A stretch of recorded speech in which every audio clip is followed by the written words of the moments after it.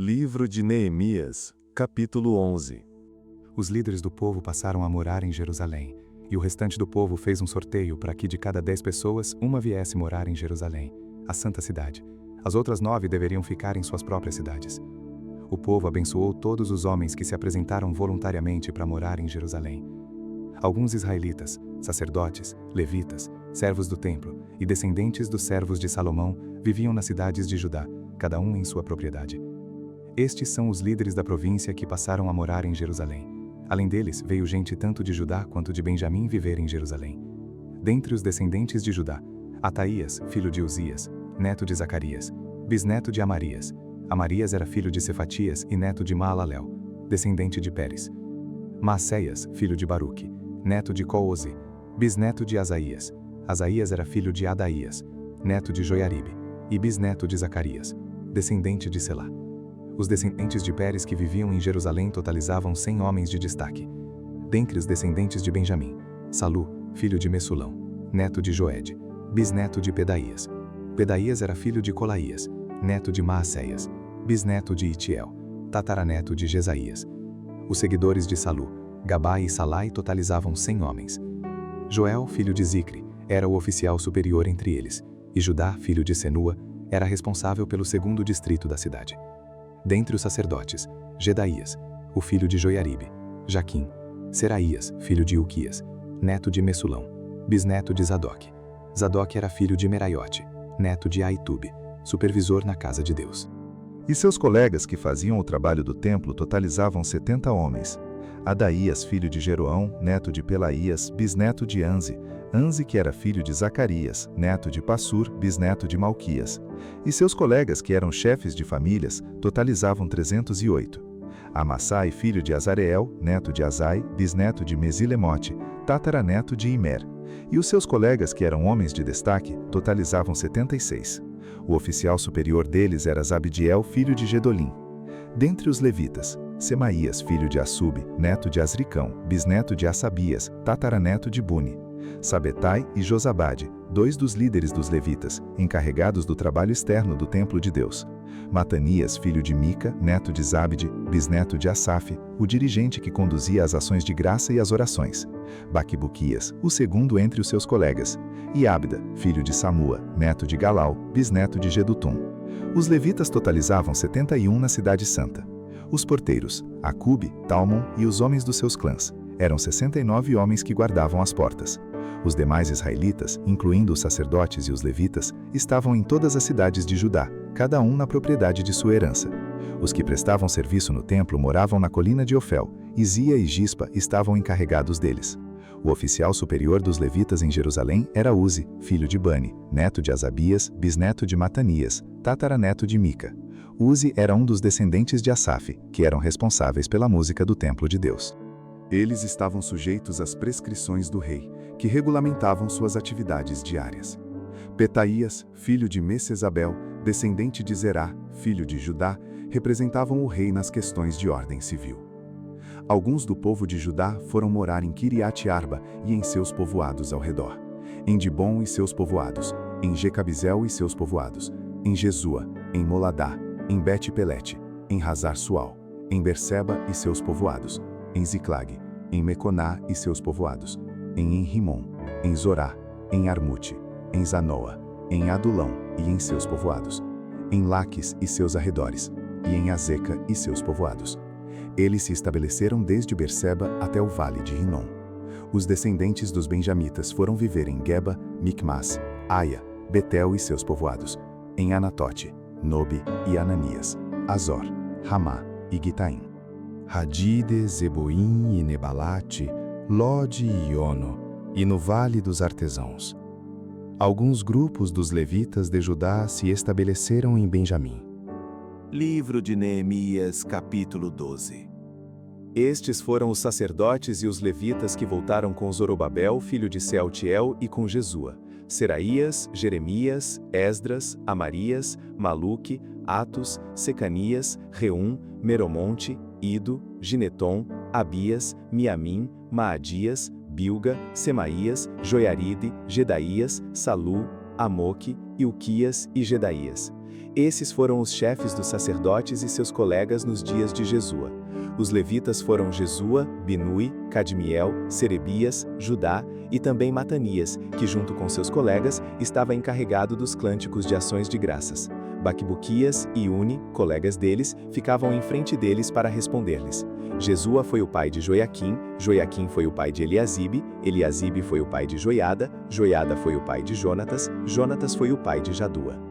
Nos dias de Joaquim, estes foram os líderes das famílias dos sacerdotes: da família de Seraías, Meraías; da família de Jeremias, Ananias; da família de Esdras, Messulão; da família de Amarias, Joanã; da família de Maluquim, Jonatas; da família de Secanias, José; da família de Arim, Adná; da família de Meremote, Elcai; da família de Ido, Zacarias; da família de Gineton, Messulão; da família de Abias, Zicre; da família de Miniamim e de Maadias, Piltai; da família de Bilga, Samua; da família de Semaías, Jonatas; da família de Joiaribe, Matenai; da família de Gedaías, Uzi; da família de Salai, Calai; da família de Amoque, Eber; da família de Ilquias, Hassabias; da família de Gedaías, Natanael.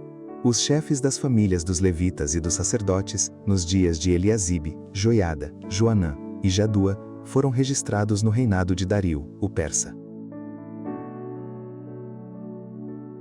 Os chefes das famílias dos descendentes de Levi até a época de Joanã, filho de Eliasibe, foram registrados no livro das crônicas. Os líderes dos levitas foram Asabias, Serebias, Jesua, filho de Cadmiel, e seus colegas, que ficavam em frente deles quando entoavam louvores e ações de graças. Um grupo respondia ao outro conforme prescrito por Davi, homem de Deus. Matanias, Baquibuquias, Obadias, Mesulão, Talmão e Acube eram porteiros. Vigiavam os depósitos junto às portas. Eles serviram nos dias de Joiaquim, filho de Jesua, neto de Josadaque, e nos dias do governador Neemias e de Esdras, sacerdote e escriba. Por ocasião da dedicação dos muros de Jerusalém, os levitas foram procurados e trazidos de onde moravam para Jerusalém para celebrarem a dedicação alegremente, com cânticos e ações de graças, ao som de símbalos, harpas e liras. Os cantores foram trazidos dos arredores de Jerusalém, dos povoados dos Netofatitas, de Bet-Gilgal e da região de Geba e Asmavete, pois os cantores haviam construído povoados para si ao redor de Jerusalém. Os sacerdotes e os levitas se purificaram cerimonialmente, e depois purificaram também o povo, as portas e os muros. Ordenei aos líderes de Judá que subissem ao alto do muro. Também designei 2 grandes coros para darem graças. Um deles avançou em cima do muro, para a direita, até a porta do esterco.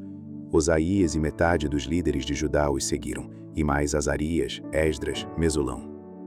Judá, Benjamim, Semaías, Jeremias, bem como alguns sacerdotes com trombetas, além de Zacarias, filho de Jonatas, neto de Semaías, bisneto de Matanias, que era filho de Micaías, neto de Zacur, bisneto de Asaf, e seus colegas, Semaías, Azariel, Milalai, Gilalai, Maai, Natanael, Judá e Ananias, que tocavam os instrumentos musicais prescritos por Davi, homem de Deus. Esdras, o escriba, ia na frente deles. À porta da fonte eles subiram graus da cidade de Davi, na subida para o muro, e passaram sobre a casa de Davi até a porta das águas, a leste. O segundo coro avançou no sentido oposto. Eu os acompanhei quando iam sobre o muro, levando comigo a metade do povo. Passamos pela Torre dos Fornos até a porta larga, sobre a porta de Efraim, a porta Gesaná, a porta do Peixe, a Torre de Ananeel e a Torre do Sem, indo até a porta das Ovelhas. Junto à porta da guarda, eles pararam.